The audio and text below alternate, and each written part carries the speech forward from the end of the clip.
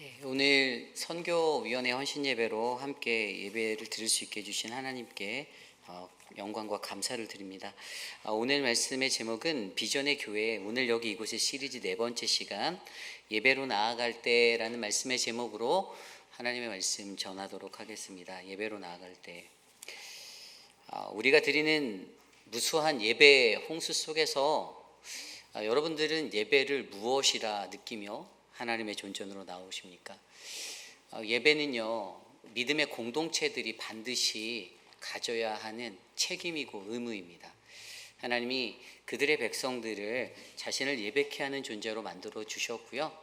언제 어디서나 어느 곳에서나 우리는 항상 하나님을 경외하며 예배하는 그런 참된 예배자로 거듭나야 합니다. 요한 계시록 앞서 4장의 말씀에서는요, 하늘 예배의 실황을 중계해 주시고, 그리고 오늘 5장으로 다시 넘어와 이 요한이 직접 그 예배의 향연 가운데서 바라보고 있는 한 가지 것이 있는데, 그것이 바로 그리스도라는 것입니다.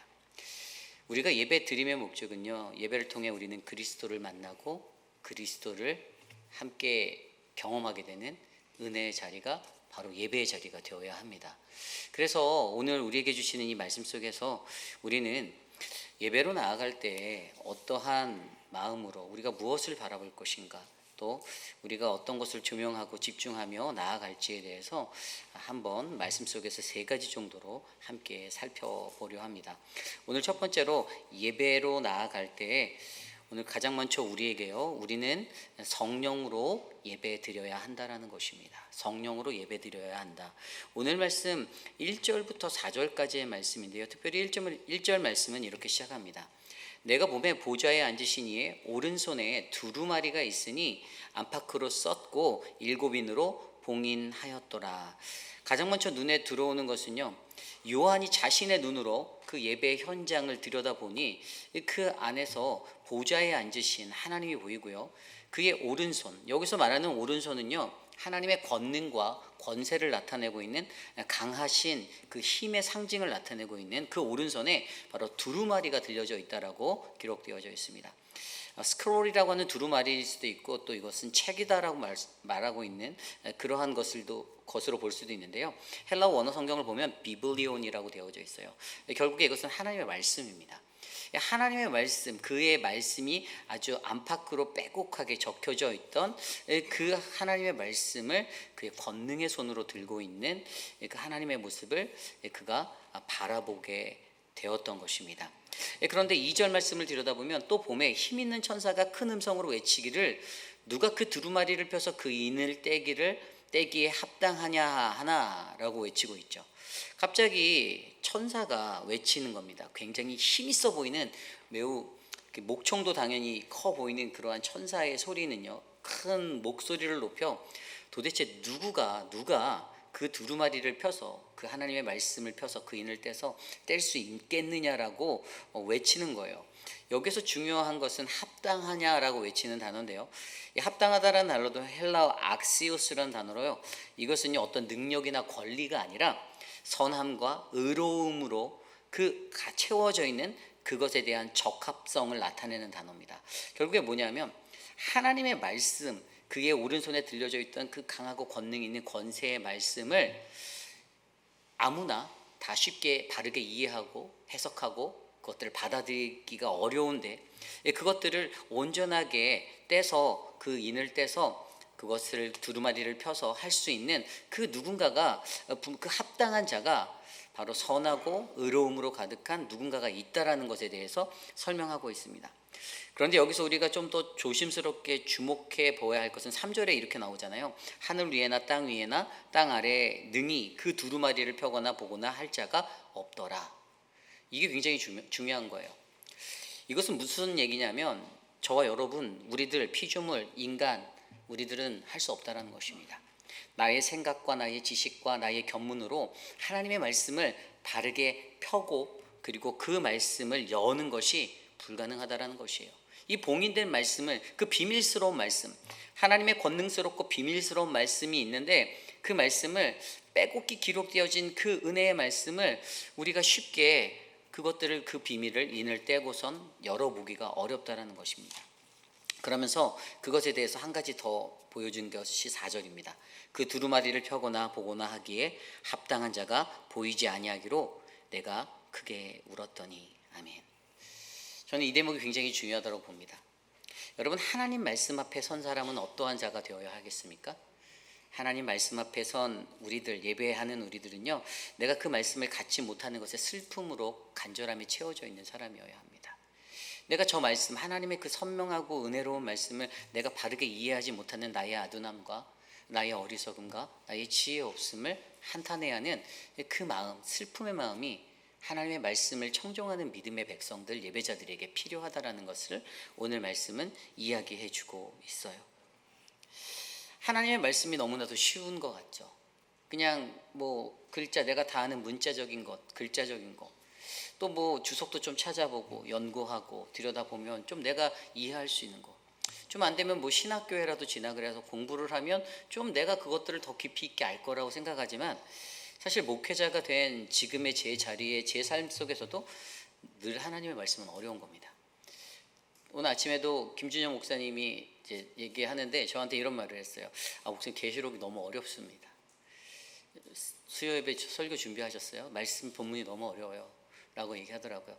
제가 김준영 목사한테 어렵긴 뭐가 어려워, 다 그냥 심판에도 하는 말씀이지 이렇게 얘기했는데, 사실은 속으로는 어려웠어요. 저도 계시록 말씀을 들여도 볼 때마다 어렵더라고요.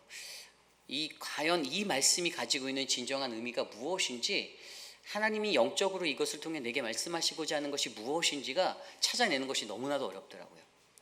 그래서 제 마음속에는요, 혼자 생겨났던 갈등은, 하나님, 나도 이 말씀을 내가 갖지 못하는 하나님 그런 안타까움과 이 슬픔이 내게 필요합니다라는 그러한 요한의 모습을 목격하게 되었던 것입니다. 요한이 울고 있습니다. 내가 크게 울었다라고 말하죠. 요한이 울고 있어요. 그것을 열 수가 없어서, 그 말씀을 열 수가 없어서, 분명히 말씀이 눈앞에 있고 저게 보이는데 그 말씀의 의미를 내가 열어볼 수가 없고 이해할 수가 없는 이 슬픔의 마음이 오늘 요한에게 간절하게 채워져 있었다는 것입니다. 여러분, 하나님 앞에 예배하는 예배의 자리로 나아갈 때 저와 여러분들에게 가장 먼저 하나님의 말씀을 갖지 못하는 것에 관한 이 슬픔의 마음, 그 말씀의 간절함이 있으시기를 간절히 부탁드립니다. 그 어떠한 상황 속에서도 우리가 하나님의 말씀을 대할 때 이 슬픔의 말씀 없이 하나님의 예배의 자리로 나온다면, 아마 그 예배의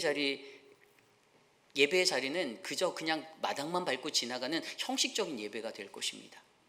오늘 내게 말씀하시는 하나님의 말씀이 무엇인지, 내가 그 말씀을 어떻게 듣고 어떻게 그 말씀을 새기고 내가 그 말씀을 어떻게 받아야 할지, 이해해야 할지를 하나님 앞에 구하며, 하나님, 내 마음에 내게 이 말씀을 갖지 못하는 슬픔의 마음이 있어, 그 말씀에 간절함이 있어 하나님의 말씀을 사모하며 나아갈 수 있도록 기도하시는 저와 여러분이 되시기를 간절히 소망합니다.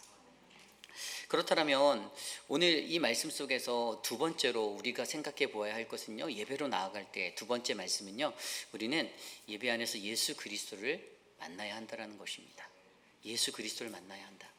오늘 말씀 5절부터 7절까지의 말씀입니다. 장로 중에 한 사람이 내게 말하되 울지 말라. 유다 지파의 사자 다윗의 뿌리가 이겼으니 그 두루마리와 그 일곱인을 떼시리라 하더라. 내가 보니 보좌와 네 생물과 장로들 사이에 한 어린 양이 서 있는데 일찍이 죽임을 당한 것 같더라. 그에게 일곱 뿔과 일곱 눈이 있으니 이 눈들은 온 땅에 보내심을 받은 하나님의 일곱 영이더라. 아멘. 오늘 이 말씀들을 들여다보면요, 그렇게 슬퍼하고 울고 있는 그 요한을 향하여서 24장로 중에 한 사람이 그에게 말하는 거예요. Don't cry, 울지 마 라고 말합니다. 그러면서 무슨 얘기를 합니까? 유다 지파의 사자 다윗의 뿌리가 이겼으니 그 두루마리와 일곱인을 떼시리라 하더라라는 그 말씀을 전해요. 벌써 이 구절만 봐도 이분이 누구인지는 우리 너무나도 잘 알죠. 바로 예수 그리스도라는 사실을 너무나도 잘 알고 있습니다. 그런데 그를 표현한 단어가 6절에 가더니 앞서 5절에서는 분명히 유다 지파의 사자라고 표현했는데 그 뒤에 6절에는 내 생물과 장로들 사이에 한 어린 양이다라는 그러한 것으로 표현되어지고 있어요. 24장로 중에 한 사람이 소개하고 있는 이 예수 그리스도, 그래서 여기서 굉장히 중요한 것은요, 인을 떼고 인을 뗄 수 있는 자, 바로 예수 그리스도, 그가 누구인지를 우리가 아는 것이 중요한 거예요. 바로 예배라는 장소는 그러한 자리입니다. 예배는 예수 그리스도를 만나는 자리고 예수 그리스도를 알아가는 자리예요. 우리는 예배를 통하여 그리스도를 알아갑니다.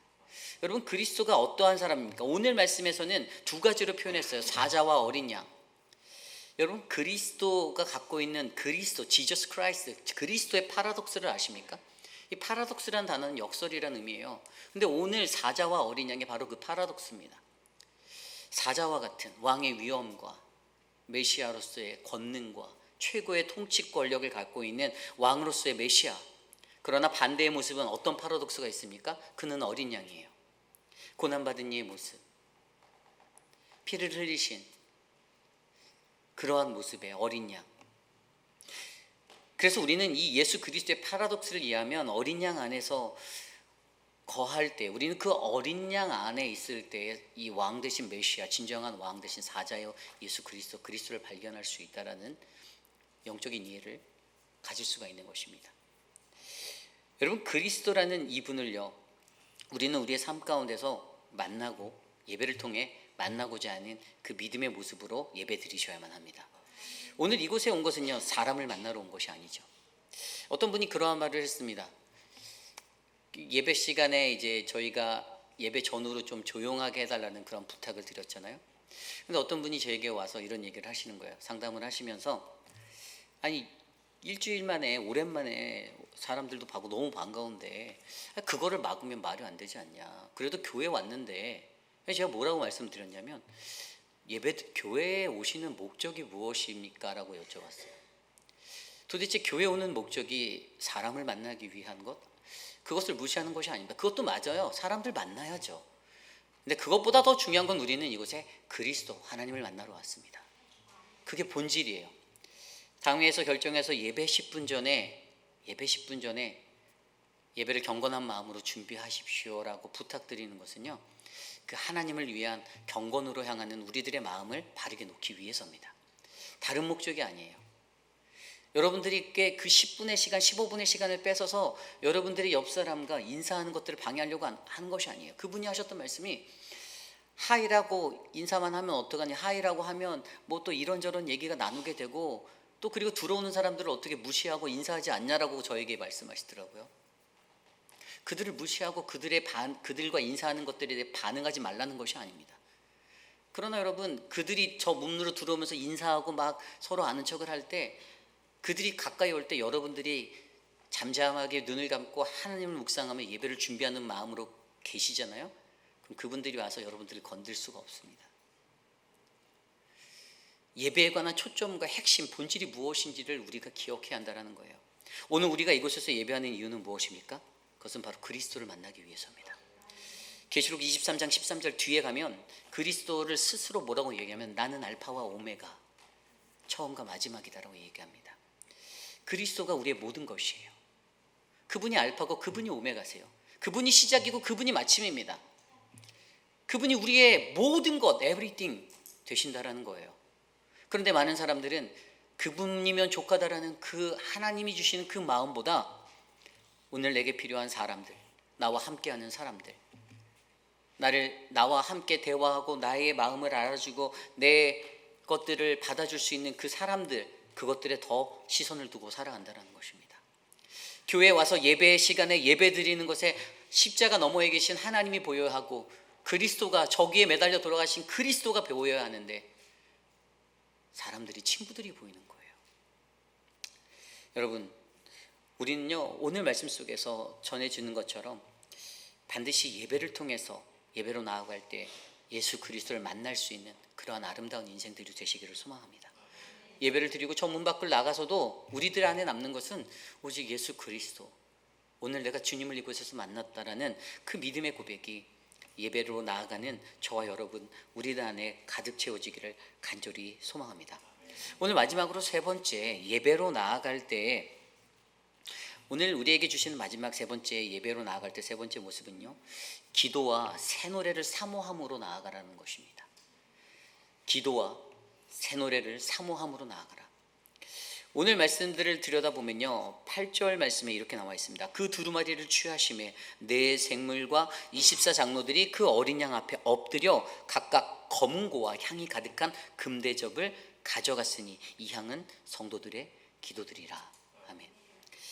그 두루마리를 취했던 그 자들이 네 생물과 24장로들이 그 어린 양 앞에 엎드려서, 검은고라고 표현된 것은 찬양이에요, 찬양. 근데 그 뒤에 나오는 향이 가득한 금대접, 이것은 우리가 옛날에 성막설교에서 배웠듯이 여러분, 이것은 바로 성도들의 기도입니다. 구약 성경에서 이스라엘 백성들은요, 성소에 나아갈 때 분향단에서 향을 피워놓고요, 그리고 그곳에서 기도하면 그 향과 함께 자신의 기도가 하나님께 상달되어질 수 있다는 제사장의 그 모습을 통해 하나님께 올라가는 기도에 관한 것들을 그들은 알고 있었습니다. 그런데 그래서 다윗도 시편에서 뭐라고 고백했냐면, 시편 141편 2절 말씀에 나의 기도가 주의 앞에 분향함과 같이 되며 나의 손을 드는 것이 저녁 제사같이 되게 하옵소서라고 고백하였습니다. 하나님 앞에 드리는 기도가 주께 올려지는 향처럼 펴지게 하여 주시옵소서, 올라가게 하여 주시옵소서.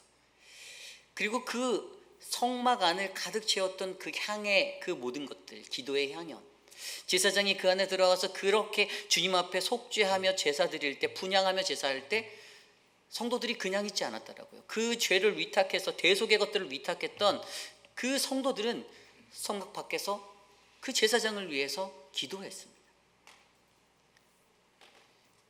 여러분, 예배의 자리예요. 우리가 할 수 있는 것.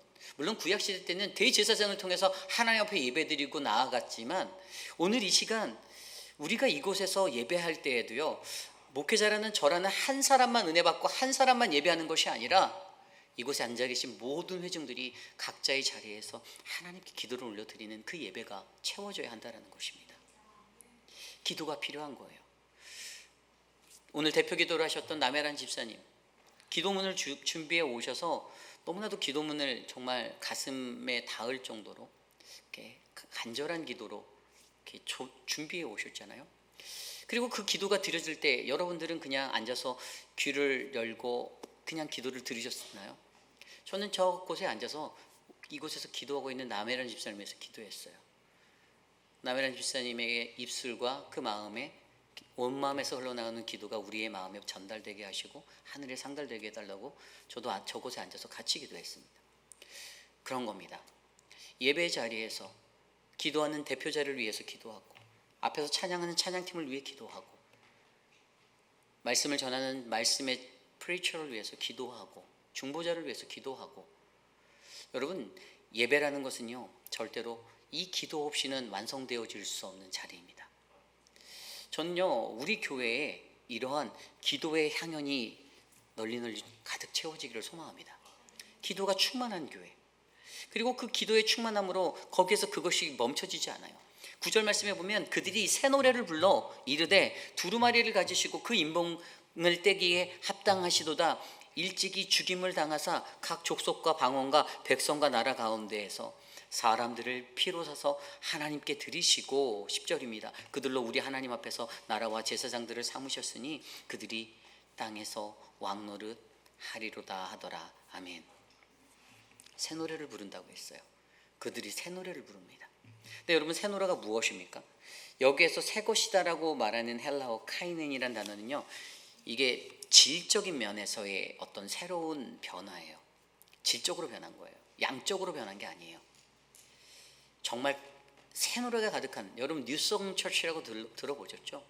뉴송 처치가 되게 많거든요, 곳곳에. 근데 이 뉴송 처치의 그러한 모습도 새 노래가 많은데 그냥 양적으로 교인들이 채워지고 숫자가 늘어나서 그들이 뉴송이 아니라, 그들은요, 하나님의 구원받은 백성으로서, 어린 양을 통해 구원받은 백성으로서의 완성된 구원의 노래를 부르고자 하는 삶의 변화가 일어난 교회입니다. 그들에게는 그 삶의 노래가 있는 교회예요. 이것이 바로 뉴송 교회예요. 여러분, 오늘 예수 그리스도를 통한 구원을 경험한 자들, 그들만이 부를 수 있는 노래, 바로 이 새 노래.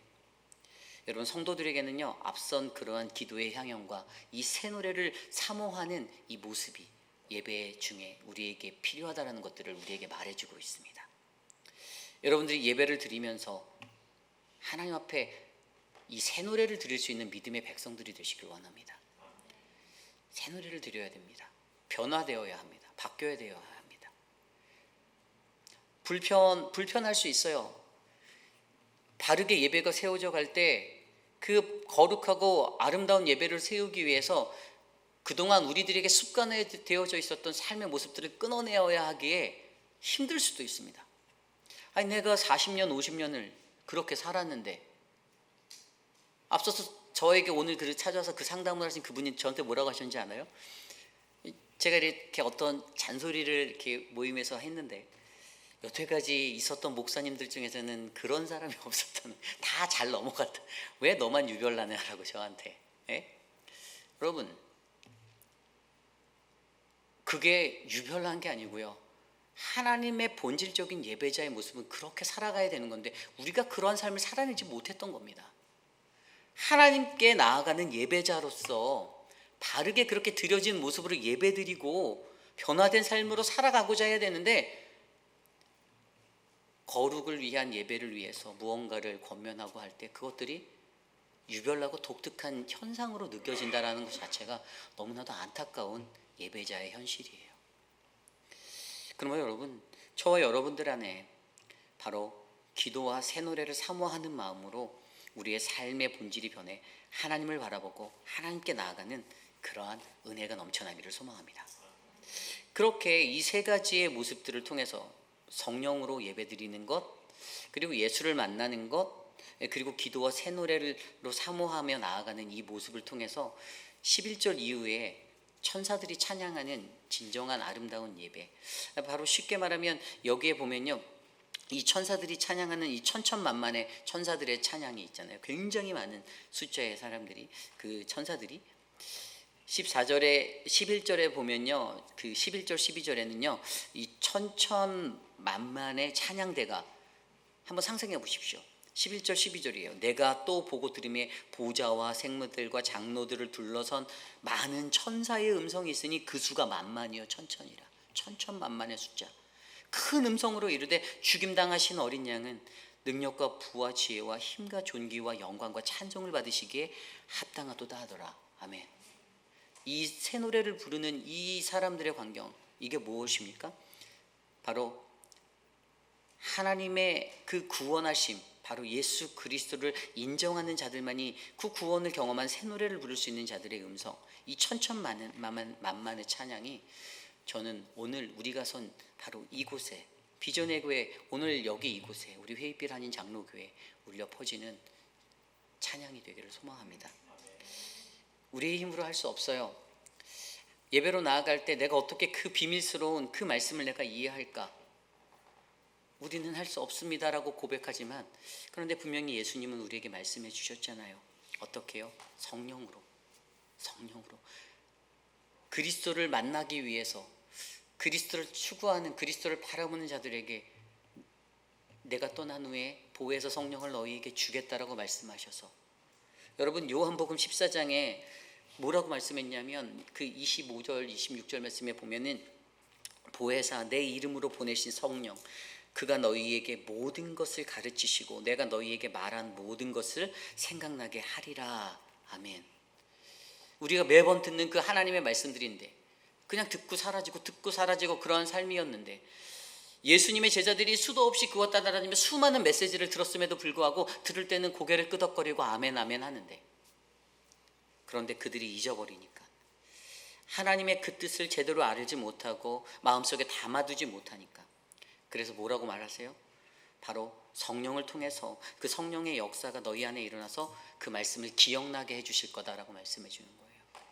어느 날 문득 여러분들의 삶 가운데 그 성령님이 찾아오셔서 여러분들을 만지실 때, 아 그때 이거였구나, 그때 이거구나, 아 이거 머리로 너무 잘 알았던 건데 왜 내 삶에서 그때는 이해하지 못했었지?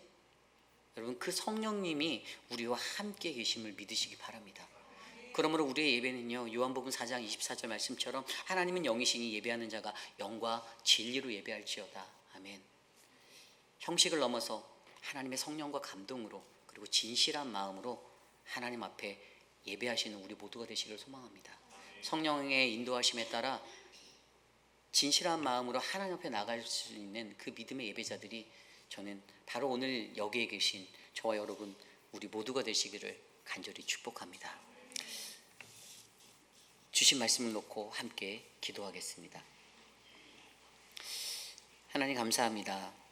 오늘도 우리에게 하나님의 은혜를 주셔서 하나님 예배자로 살아가는 것이 얼마나 우리에게 중요하고 얼마나 귀한지 하나님 다시 한번 말씀 속에서 생각해 볼 수 있게 인도하시며 감사합니다. 하나님 우리가 이곳에서 어떠한 모습으로 예배 드려야 하는가, 무늬만 그리스도인이 아니라 전심으로 하나님을 예배할 수 있는 성령의 인도하심에 따라 진실한 마음으로 주님 앞에 나아갈 수 있는 예배자들로 우리들을 붙잡아 주시고 하나님이 예배 속에서 내 안에 있는 하나님 간절한 마음, 내가 주님의 말씀을 듣기 위해서 하나님 내가 그 말씀을 듣지 못하는 이 슬픔의 마음 가운데 그 간절함을 가지고 하나님 앞에 나아갈 수 있는 이 성령의 모습으로 예배할 수 있도록 도와주시옵소서. 예배를 통해 그리스도를 만나기를 원합니다. 하나님 예수를 알지 못하면 우리의 예배가 아무것도 아니고 우리의 삶이 아무것도 아니기에 하나님 예배 안에서 주님을 반드시 만날 수 있도록 은혜를 베풀어 주시고 하나님 기도와 새 노래를 사모하며 우리의 예배가 기도가 뜨거워지고 하나님을 향한 새 노래의 삶의 변화로 우리의 질적인 삶의 모습을 변화시키는 아름다움으로 우리의 삶에 젖어들도록 역사하여 주옵소서. 존귀하신 예수님 이름으로 감사하며 기도드렸사옵나이다.